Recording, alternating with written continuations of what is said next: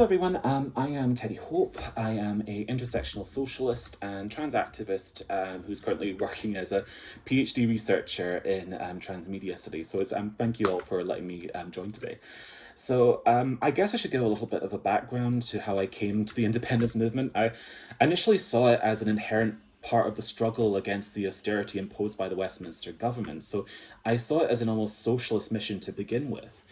And when I saw Nicola Sturgeon present herself as a firm trans ally, along with several other notable political figures in Scotland, I felt seen. And I felt that the needs of a socialist movement could be given within this movement. So, what I'm going to speak to you today about is Scottish independence, trans liberation, and the heartbreak I feel for these movements. So since 2013, we've experienced somewhat of what you could call a trans tipping point. We've seen a ridiculous amount of visibility of trans people in the public press, from across media and also across political organizations. And also this was also reflected in political party policy. We've seen this particular drive within the Scottish independence movement for civic nationalism, which essentially is to construct a neoliberal image of this happy homo nation. So excuse the pun there, but it's the idea that you see these bodies of LGBT people in rainbow hues poured over images online and political party press that intermingle with blue saltires. They're pictures that are inanimate, reproduced, their bodies frozen in a glorified moment of silence. Why do we as trans people feel so seen yet so unseen at the same time? So to kind of address the elephant in the room right now, many Scots in this conference will be familiar with the controversy over reforms to the GRA as arguably one of the most potent wedge issues for severing the independence movement. So for those unfamiliar with the GRA, or Gender Recognition Act reforms, essentially it's to simplify the process for updating your birth certificate so it matches the gender upon which you identify. Now, the current process is demeaning, it's long term, it takes a lot of money, and which trans people simply just don't afford. I will get onto that later. And frankly, I think it should absolutely be reformed. And a lot of pro-independent Scottish political parties have used this as a surface support for trans rights, as kind of like using GRA reform as their sort of pink token, in the sense that they can provide this policy and in return use our bodies as their social capital for the construction of this global image that they want to create. So let me be completely honest here. As I said, I think GRA reform is important. However, we are in the midst of a healthcare crisis where trans people are waiting up to 4 years for the first appointment at a gender identity clinic. 1 in 4 UK trans people experience homelessness in their lives inflicted by employment discrimination. Bigoted landlords and intimate partner violence and state recognition will not free trans people from the histories of violence which the patriarchal state and free market capitalism have inflicted. Visibility will not bring us liberation. And if we think about it, Gender Recognition Act reform, it is about enabling trans people to be recognised and seen within the policies and powers of the state. It is an extension of that visibility. So in that sense, public performance of transness is labour. As with labour under a capitalist patriarchy, it is alienated and unwaged labour. So we need to challenge the notion of trans people being decorative bodies within this wider Scottish independence movement that Graham has so well outlined previously. So this is where we also come to the difficulty that even though the independence movement has constructed this fairy tale of enlightened nationalist progress, it is fully capable of backlash. We are in the midst of an anti-trans backlash that has been planted deeply within the roots of the reactionary and populist factions of the independence movement, as we've particularly seen with the Salmon Revivalist camp and, of course, Alba.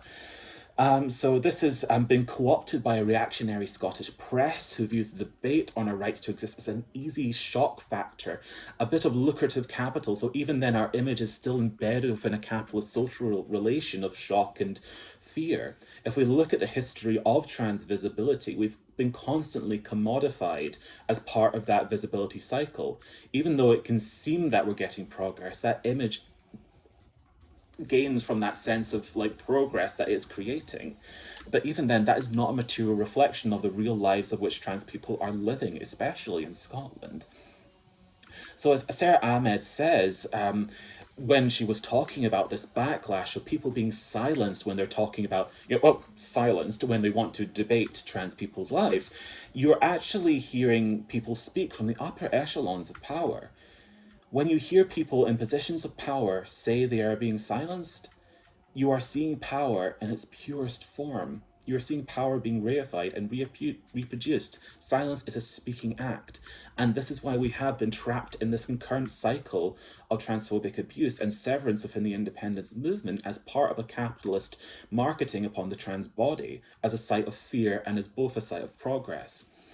So this is where we come back to this difficult issue that transphobia that we're being constantly pumped in weekly to the Scottish press is harming the mental health of our grassroots organisations for trans people, especially our mutual aid orgs, and it's essentially pressed trans people away from participating in public life. As a lot of people know of what I did, I had to call out the transphobia and the SNP and unfortunately leave the party because it was just so unbearable and no one did anything. In fact, the words of the poet Harry Josephine Giles really struck me in this matter. So they wrote the words, "Heartbreak. Trans people are learning how to debate their oppressors before they have learnt how to love themselves." And that resonated for me as I feel that we are living in a time of heartbreak. Severance, fragmentation, silence, screaming. Alienation, isolation, visible, invisible. Never have I felt more seen.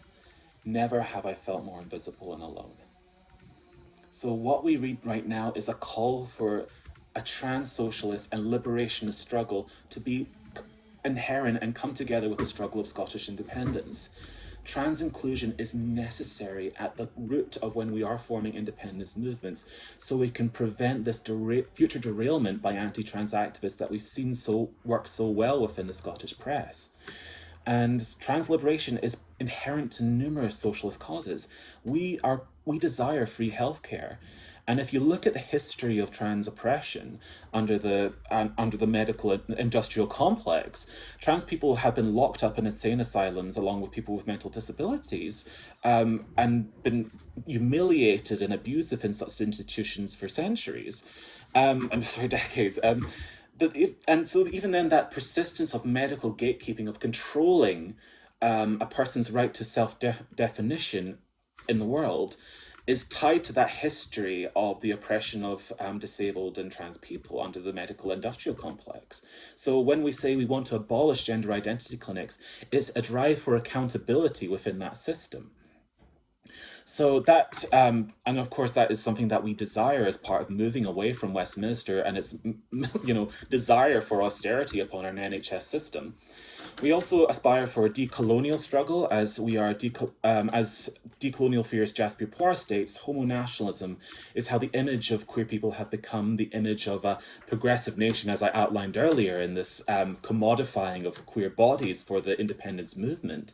When we just flatten queer existence to a mere image, it becomes a powerful symbol of social capital, which erases material existence, and also it helps create this image of progress of a nation that has a long history of oppression of marginalized people, especially indigenous populations, as Graham had outlined earlier regarding the colonialism and colonial purpose of Scotland as part of the British Empire.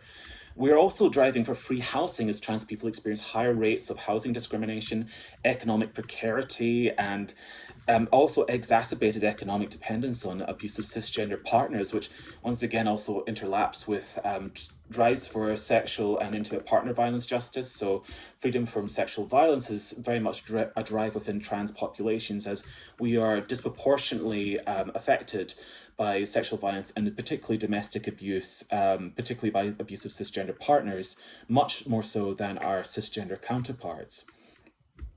And of course, it's also all interlinks with migrant justice. Trans people also experience severe policing at borders areas for their identities and gender markers. So the idea of free movement and migrant justice is intertwined with trans liberation as well. So I come to the closing point, as Sarah Ahmed says, is that Intersectionality is so often used nowadays as merely a word that you put a sticker on a broken system. You say, okay, we're being intersectional now. That's it fixed. We said the word, it's done. When that's not the case. Intersectionality is a journey, not a destination. The intersectionality that we need is a recognition of the overlapping material struggles of marginalised populations that are pressed to the furthest lines of citizenship that we conceptualise in this horizon ideal of an independent Scotland. So how do we search for the shimmers that skim on the horizon surface where we can see an alternative future? How do we see histories of possibility to transform a history of violence into something other? How do we construct a movement that holds and mends a broken heart? Thank you.